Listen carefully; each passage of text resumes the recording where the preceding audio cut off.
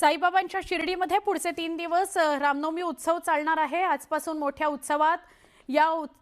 उत्साहात या उत्सवाला सुरुवात झाली। साईबाबांच्या हयातीत सुरू असलेल्या उत्सवाचं यंदाचं 115वं वर्ष आहे। हजारो भाविक रामनवमीसाठी साईबाबांचं दर्शन घेण्यासाठी शिर्डीत दाखल होत असतात। उद्या उत्सवाचा मुख्य दिवस साई मंदिर रात्रभर दर्शनाकरता खुलं राहणार आहे।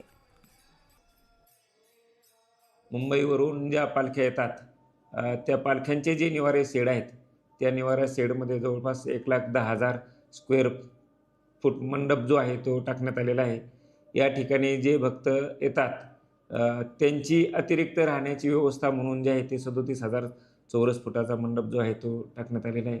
जे भक्त येतील त्यांची राहण्याची, दर्शनाची, प्रसाद भोजनाची जी आहे पूर्ण व्यवस्था जी आहे ते करण्यात आलेली आहे। 25, 26 आणि 27 मार्च या कालावधीमध्ये हा उत्सव आहे।